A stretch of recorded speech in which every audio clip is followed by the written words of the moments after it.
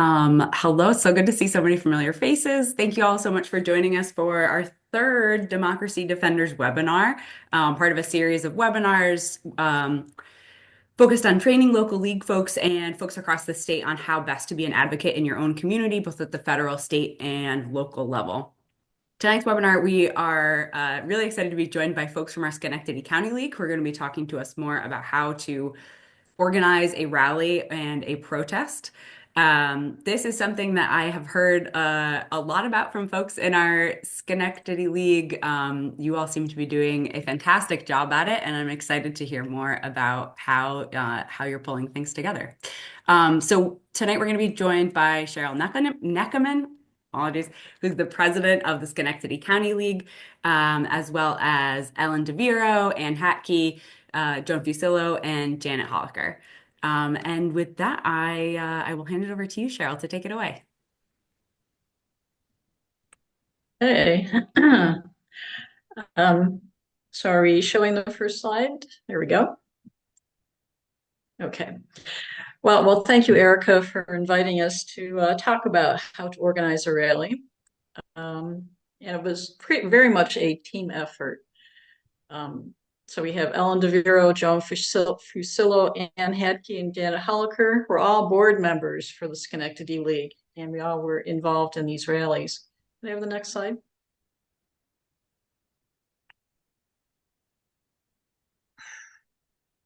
Okay. All right, so the steps to organize a rally. First of all, you want to find a location. Then there's planning before the rally, how to publicize it during the rally, plan for possible trouble, and then debriefing after the rally is over. Can I have the next slide? I just want to be upfront with everyone that we're amateurs at this. Before I organize this is our Light for Democracy rally. I'd only been to one rally in my life, so total novice. But you probably are amateurs too. And you know, it doesn't matter. When you think about why people come to a protest rally, you know, it's not because they think they're going to change the world. It's because they're really concerned about what's happening in Washington. And they want to find out that they're not alone, that there are other people out there that are just as worried. And so they're thrilled that you are giving them the opportunity to gather. So let's go to the next slide. So it really helps if you link up with a wider protest movement. So the Light for Our Democracy rally and the Hands Off rally were both nationwide rallies. So that national publicity will help your rally because if they Google Hands Off rally, you will show up on the map because you've registered your event and they will be able to find you. Also provides a theme. If you're looking for some activities to do during your rally, it gives you some ideas. To the next slide. So your first step is to find a location.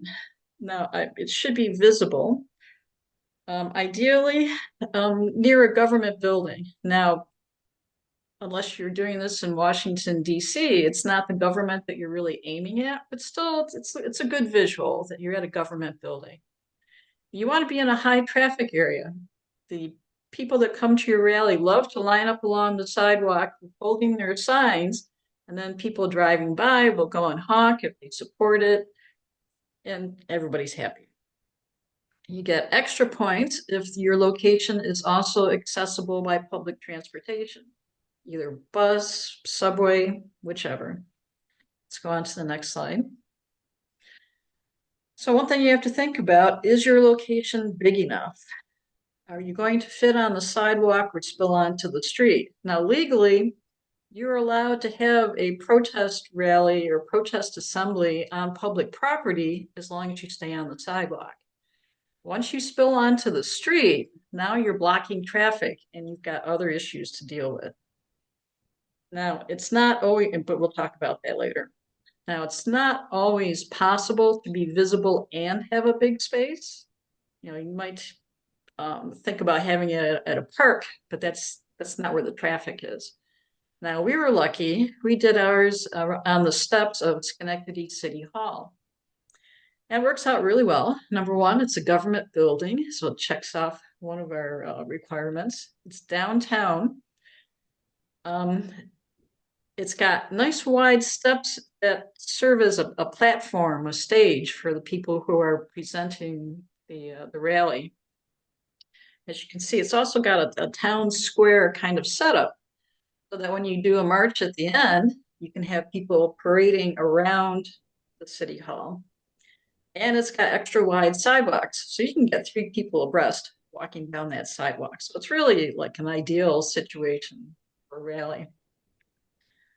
Let's do the next slide. There are a few other things to think about. Number one, do you need a permit? You should check with your local government. Now, you can try and fly under the radar and not get a permit, but that's going to add to your stress level because you're worried about getting in trouble. So don't do that. You should notify the police. Now, as a courtesy, because they're going to notice this big gathering downtown. And it's nice if they know why all these people are there. Now, if you've got a big crowd and you're spilling out into the street, you will need to close off the street, and then you really have to notify the police. And you want to close off the street for safety. You don't want people interacting with cars. So it's most of the time you're going to want to close off that street. The other thing to think about is, do you need a power source for a microphone?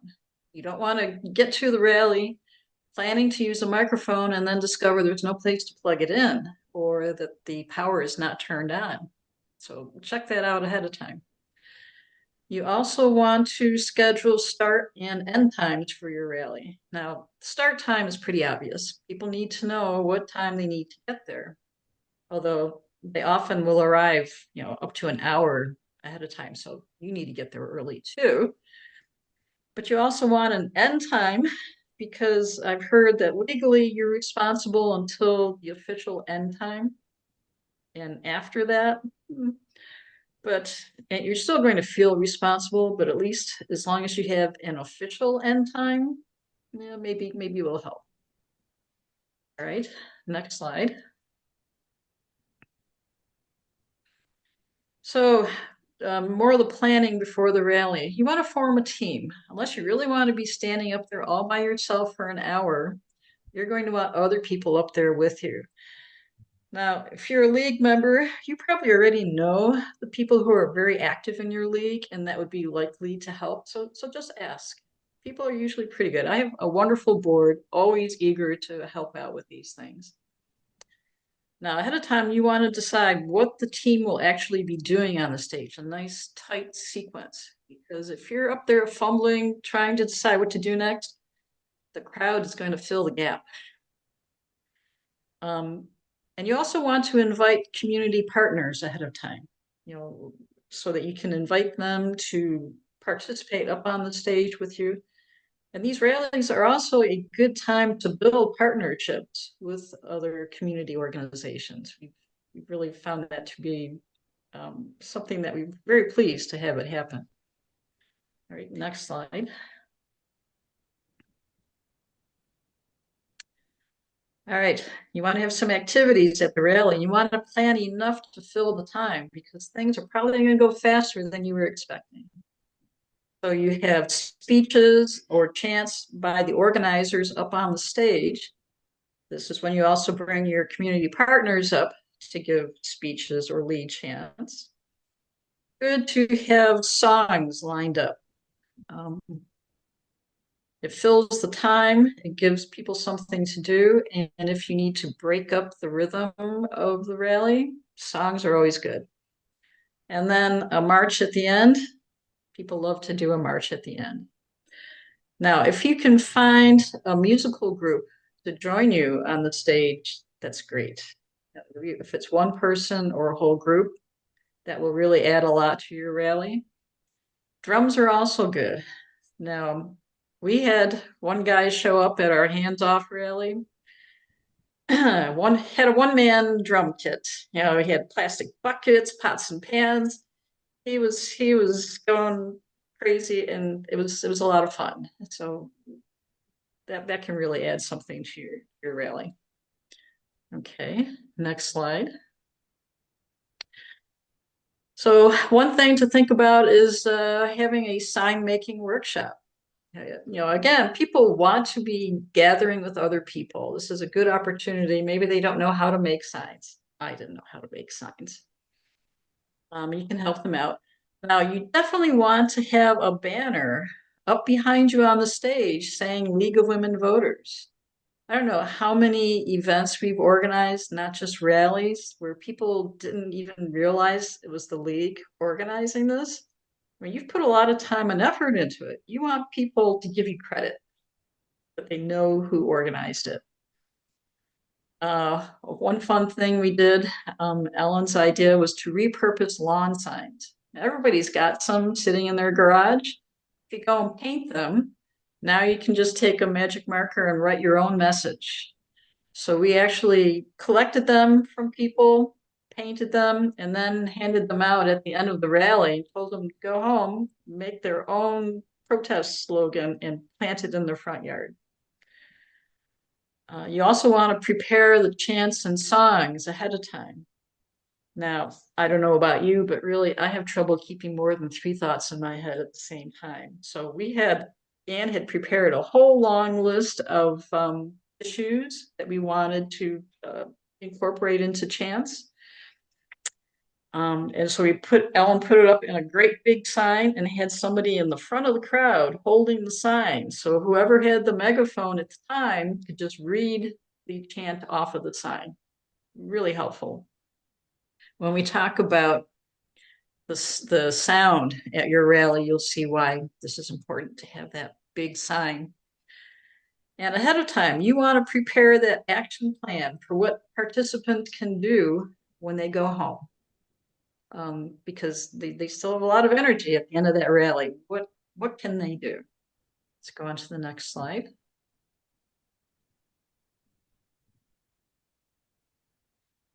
Okay, you want to publicize the rally. And at every step, you want to emphasize that these are peaceful rallies. So you start off with emailing the individuals in your league, all of your members. Contact any of the organizations that you've worked with in the past that you think might be interested, and also see if they'd like to join you up on the stage.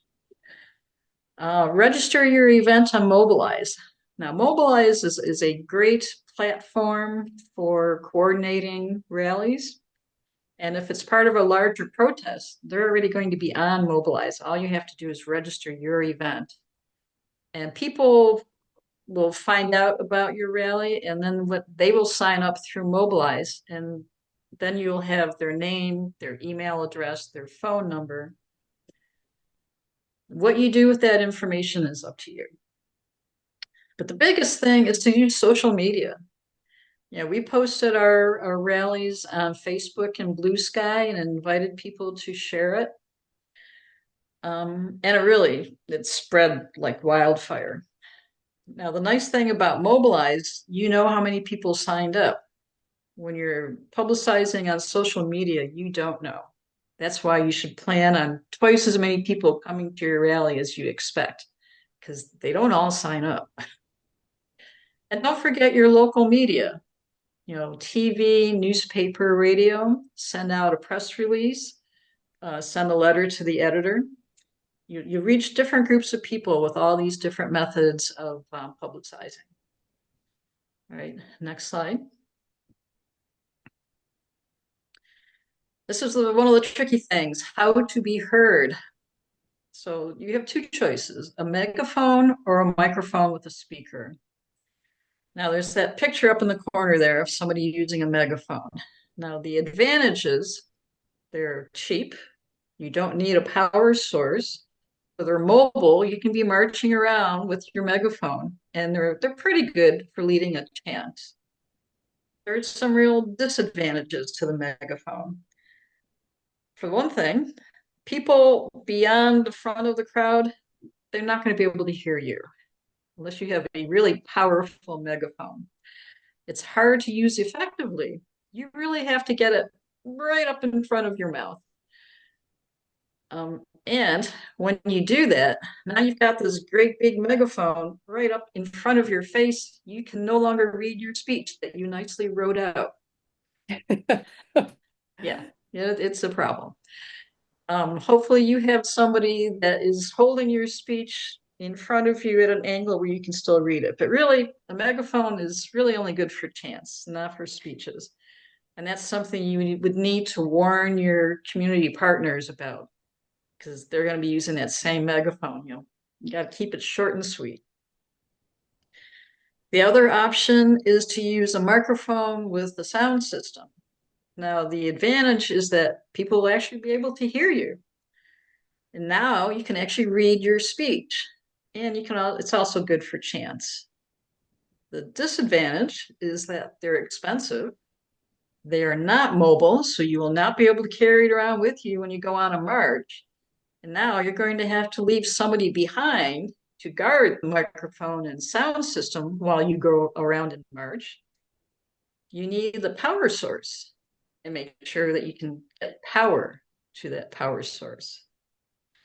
And you'll need protection from rain or snow. So you might need to go and put up a canopy. All these things are more complicated when you have the microphone, but people will be able to hear you. Okay, next slide. Engaging the audience. You want to plan enough activities to fill the time. So you've got speeches and chants by the organizers. You have speeches by all of your community partners. And you just kind of keep in mind that chants tend to escalate the crowd and songs tend to de-escalate the crowd. If you've got a whole drumming circle there, you can really take advantage of that to either ramp things up or go and tone things down. Can I have the next slide? And we also want to make the rally fun. So you have the marching, of course. We then try and come up with some entertaining activities. Now, Joan came up with the idea of making little hand signs. We've got a picture of that. Just made it out of construction paper, put it on little sticks, and the idea was during the hands-off rally, every time you said the chant and the hands off, people would be waving their little hands around. It was very cute. You could also try doing some kind of a skit or dancing up on the stage. I tried to get my board to go with the idea of dressing up as grannies up on the stage. Most of us are old enough to be grandmothers, with shawls and canes and do a little dance, but nobody else liked the idea. But you can, use your imagination and come up with something interesting. And remember, take lots of photos and video because you'll be wanting to post this on social media after the rally. Okay, next slide. Here's the scary part about organizing a rally. You're responsible. You've gathered all these people together. And you have to really hope and plan and act to keep it peaceful. Again, you're always emphasizing that it is a peaceful protest. And again, plan on more people than you expected. Make sure the space that you want to hold it in will be able to accommodate all those extra people. Next slide. So during the rally, this is probably going to be a league event.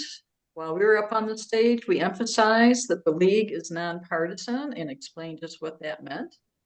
However, it is not possible to control the partisanship of the crowd. They're going to have lots of signs that are going to be in your face with chants. That's just the way it is. Have to live with it. Okay, next slide. And here we're going to have Ellen take over to talk about security during your rally. Hello. So when you are planning a rally, it's important to try to think about the things that could possibly happen so that you can prevent them from happening. So you do not need to reinvent the wheel. There are plenty of de-escalation strategies that exist out there. We've included one here that is done by the Activist Handbook. I know that Indivisible has other ones. They definitely, when you intersperse within the rally different things. So if you start chanting and the crowd starts to get really loud, if you change it to a song, or drumming, or even just when we did a clapping, um, or a chant, that changes the tone of it, and it allows for people to de-escalate. So I think that is always very important, and you should be able to pivot so that when you're in it, you can just look at each other and be like, okay, we need to do something to de-escalate. There's more people than we thought. It's a little bit rowdier than we would like it, and we don't want it to go. We don't want it, anyone to regret any actions that they might possibly take. So it's always good to be able to read the room. You can take the next slide. So to be ready for trouble. So I think one of the nice things about this is that you can appoint your league members to be in charge of security. And so we're not asking them to be bouncers, but what you want to do is you want to have a coordinated effort. So you can have some sort of, I've done them where you've just worn like the vests, that like the vest that you wear outside that's, that reflects. And then you have people placed within the crowd, and that everybody has a certain section that they're going to continue to monitor. And then you can do, like you can use your phones like text, or I've also done it where we've used actual walkie talkies to say, a couple individuals need help, and then have a couple of floaters that can go and help de-escalate. Tons of places to practice these de-escalation. And I always just think it's also a really good opportunity, to be able to arm yourself with the proper terminology to use to say to people. So I always think it's good for everybody to know it, because it's surprising how quick it can come up.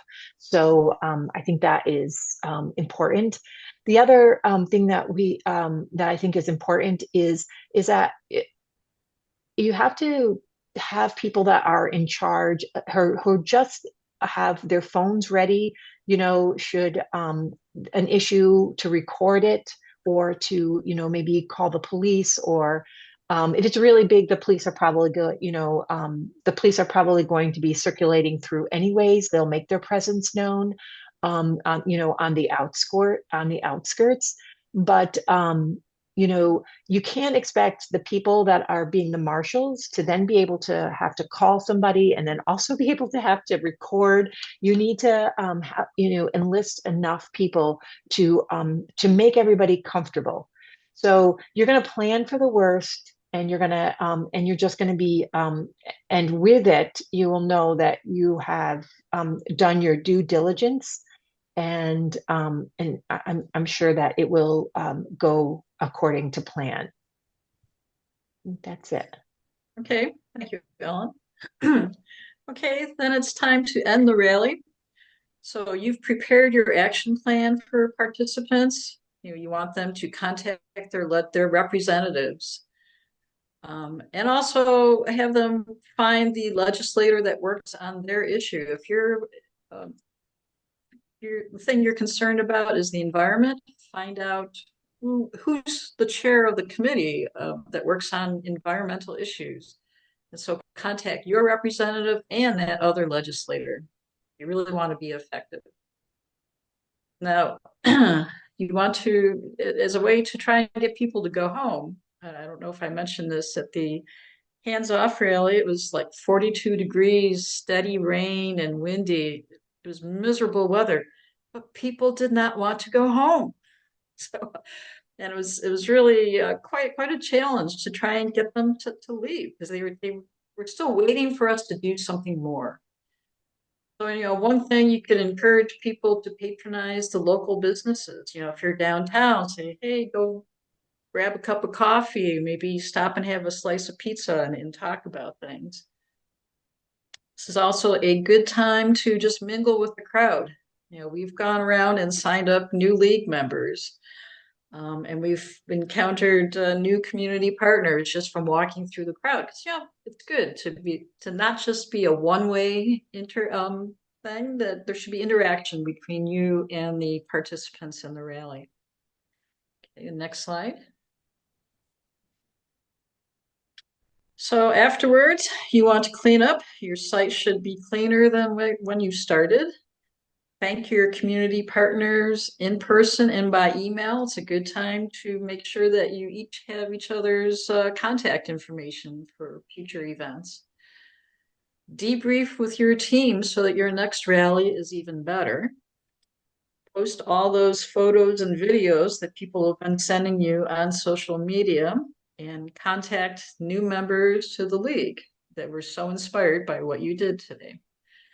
Okay, next slide. So just closing thoughts. Again, people are grateful that you organized the rally, that you gave them the opportunity to get together and find out that there are kindred spirits out there. And really, if we could do this with no experience, so can you. And now if Joan or Anne or Janet would like to, and Ellen, if you'd like to add any more comments. So the one thing I did want to add is that a couple of things. So one, I mean, we talked about publicizing this and getting lots of people to go and to do all of this. But if you in your league have an issue that you feel strongly about, but you're nervous about doing a big rally, there's nothing to say that you and 5 or 6 or 10 or 12 of your members can't get together on a sidewalk and just rally and just do it once and say, okay, you know what, this Thursday, we're going to go down to our Social Security, or we're going to, this is an issue. We're going to go, really upset about what's happening with science. And we're going to go and we're going to just do that. And then, gradually grow it from there.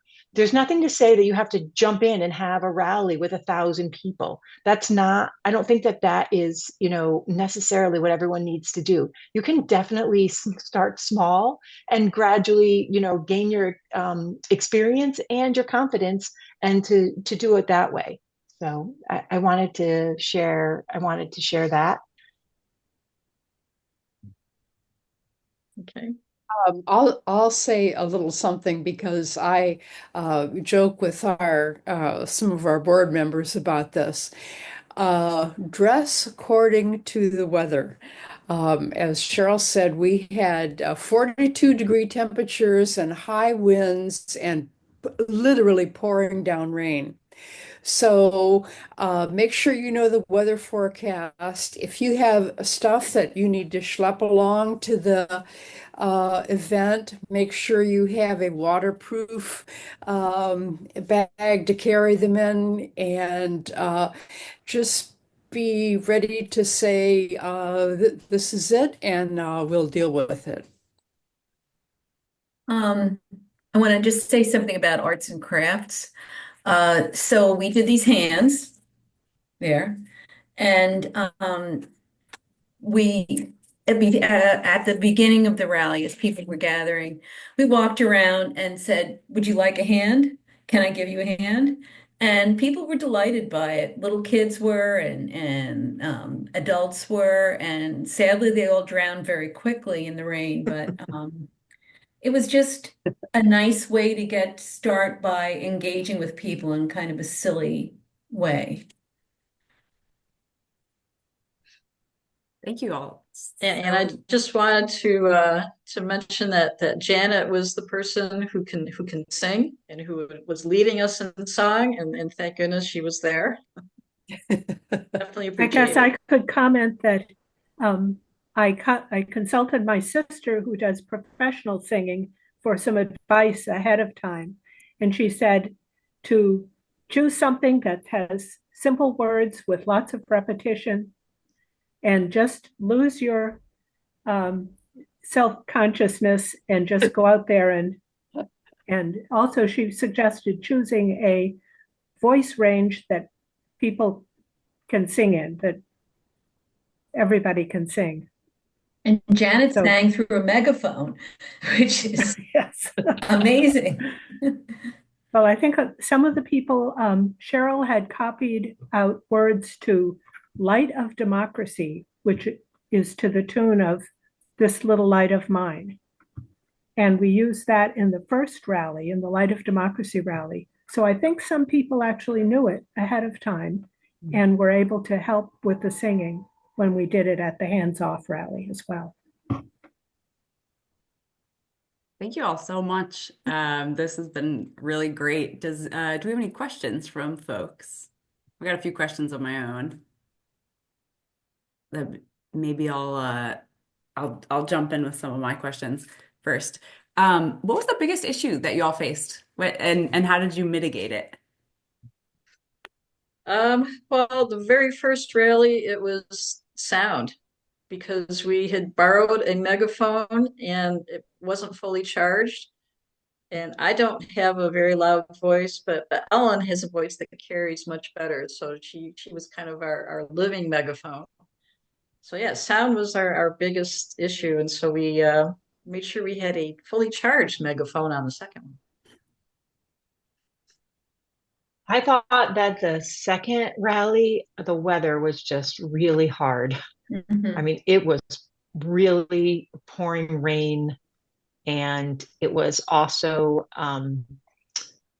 it's also time stands still when you're trying to fill an hour, and what you think is going to take 5, 10, 15 minutes, it's very short. So Mhm. Yeah, I thought the you always think things are going to take longer than they did, and so that was hard. And the other thing, as Cheryl mentioned before, was getting people to leave.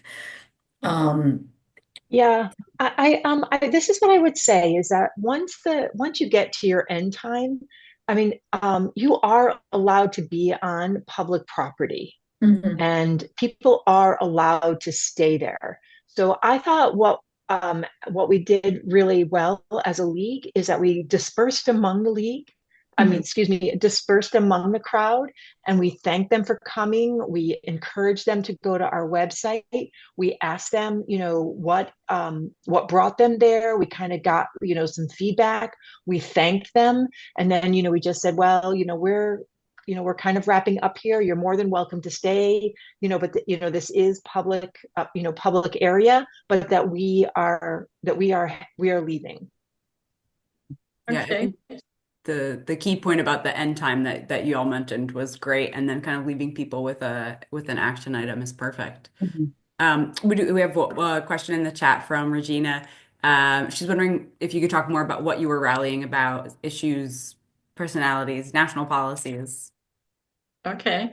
So we really were trying to avoid making this about Trump or Musk.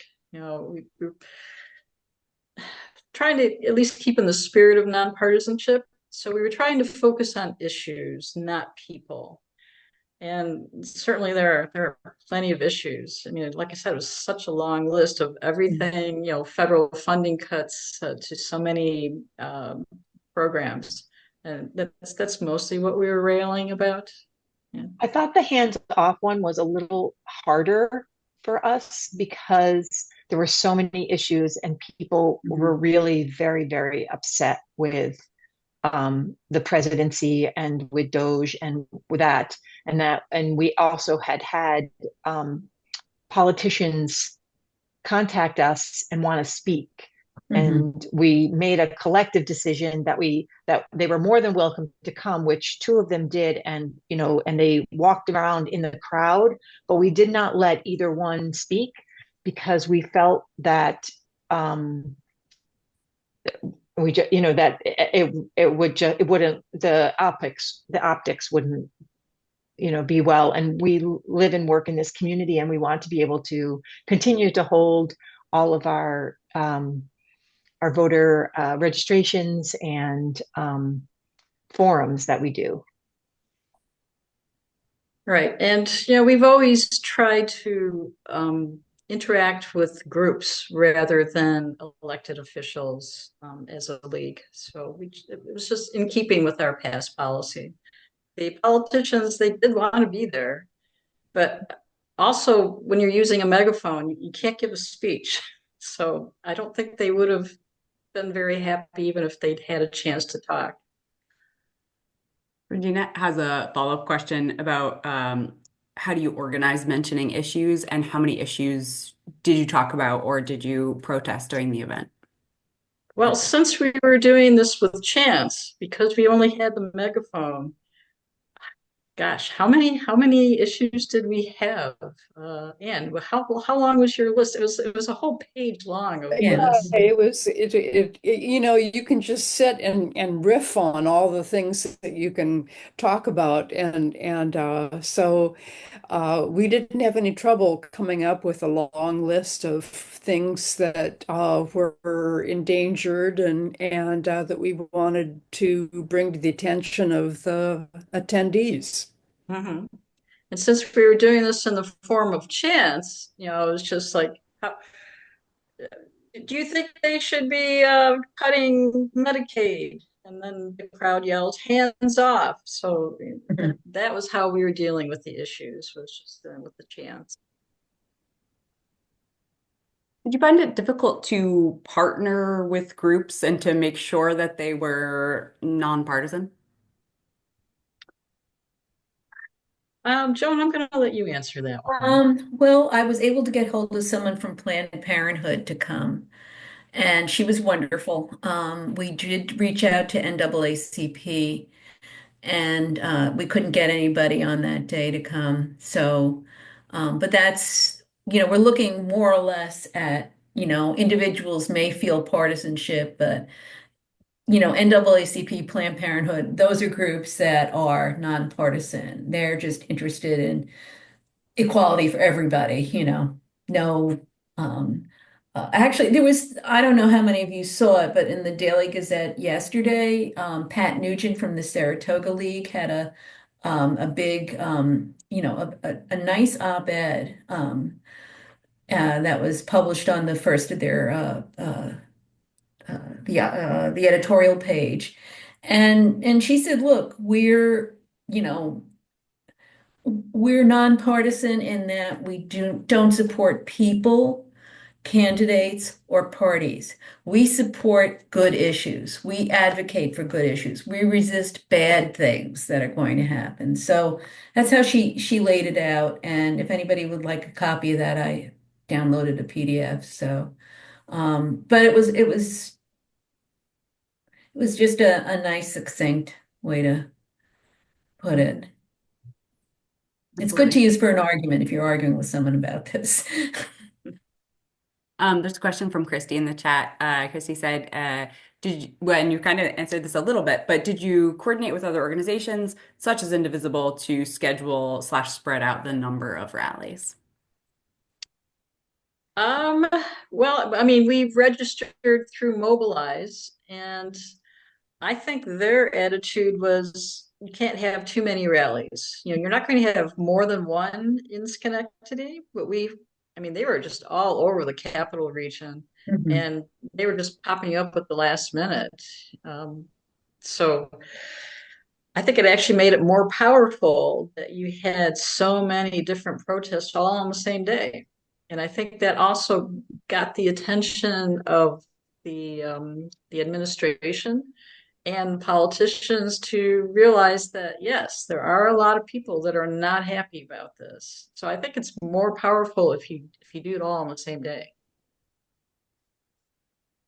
And I also thought that one of the nice things about it is that, not everybody can get to Albany. Like it's not always possible that, there were a lot of people that, when we were walking through the crowd, said, "We really appreciate you having one in Schenectady. I'm not mobile enough to be able to get to Albany. A lot of I heard that several times. I don't know if that was the consensus among other board members. Mhm. Oh, I talked to someone who came from a place west of Schenectady. She wouldn't have gone all the way to Albany, and she was from a rural area, but she came into the nearest city that had an event. And, even if you have a small rally, I think it's still useful to have it in your town because, you just gather the people that are passionate about the issues and you find out who they are and maybe link up with them again. Mhm. We've found that we've really strengthened our relationship with Planned Parenthood and NAACP through this, and it's been great. And we hope to do some work with Unite New York, um, which is I guess New York state government focused group. We met them at the rally. Well, that's great. I know David is David's all over the Capital District. I don't know if you're talking about David Green. Yeah. Mhm. Um, no, this has all been super helpful. I think one other thing I wanted to add in that I thought of when we were talking about security and just how you're setting things up is that there are also typically opportunities to engage volunteers in capacities that you might not always think about. So when I've been to rallies or protests in especially the dead of summer when it's really, really hot, there's often volunteer paramedics set up with like water and like basic first aid, just to make sure again that you are covered. You're certainly not responsible for everyone, but it is nice. And then some more intense rallies or protests that I've been to have had legal volunteers hanging around in case folks got arrested or there was an interaction with the police or whatever that might look like. And so these were all just volunteer groups that I believe the legal folks were from Legal Aid. And I can't remember where I've run into most volunteer paramedics, but there's definitely opportunities out there to link up with a variety of folks who can fill. So we always talk about for protesting, right? Everyone has a role. Maybe your role isn't to get up and sing or chant, but maybe your role is to be posting on social media, or maybe your role is to maybe you have first aid experience and your role is to help people out at the rally. So there's a spot for everyone to do this work. Any other questions?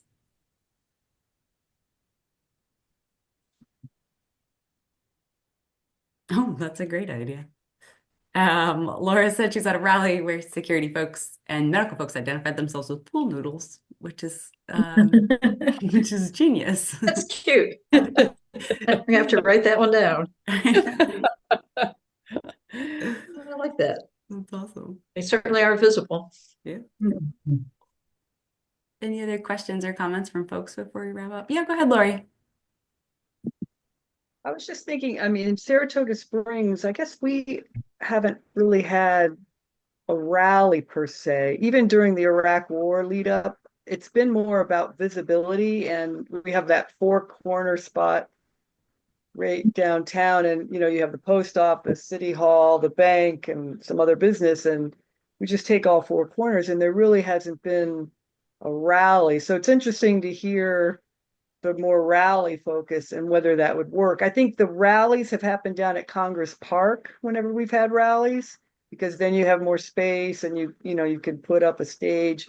But if you were to do that in the center of town, so I think the location is really something to think about in relation to what the goal is what I'm kind of realizing as I listen to you all, because I think we didn't organize the one in town, we just joined it. And we're still sort of in this moment of trying to figure out how we react because they've been quite large. So it's not like we've had to organize them because they're happening. But we want to be more of a presence there. That's kind of where we're at now, is maybe not so much that we're going to do the organizing, but we're realizing we need to have our own signs identifying people who go there who are league members, and we're wrestling with what is the message we want to have. Clearly, we want to say League of Women Voters. And Erica, maybe there's a sign, maybe New York could make some signs that we all could buy at the convention, because we were thinking like protect democracy, League of Women Voters, protect democracy, or something like that. Maybe it's two-sided, that you could write your own message on the other side. I don't know.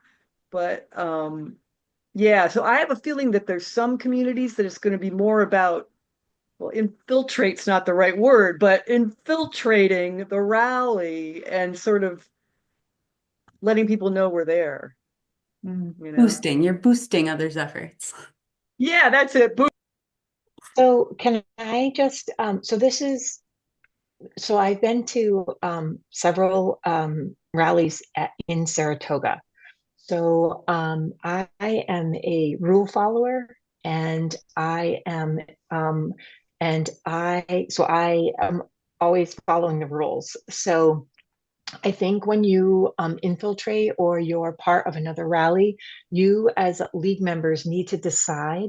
So sometimes people who who are protesting, they won't get a permit, and they won't tell the police, because getting a permit makes them sound, their theory is, well, it's not a protest, it's a parade then, because we've already asked the permission, and the whole point of it is to protest. So I always, whenever I was involved with those, I was the person on the sidewalk marching along with wherever anybody was going. But it definitely is it is something that you need to be comfortable with, and kind of, within your league decide, those boundaries, I guess, it's a discussion. Yeah, I mean, the ones that we participated in were not marches. They were just on the sidewalk. And the way the laws are in Saratoga Springs, as long as you stay on the sidewalks and you don't march, you do not need a permit. But when the organizers were organizing the first one and I signed up for it, I emailed them and asked if they had notified the police as a courtesy, and encouraged them to do so, and they did. So they didn't have to, but as a courtesy, I always encourage people to notify the police, even if you aren't required to do so. I actually participated in writing our zoning here back during the Iraq War.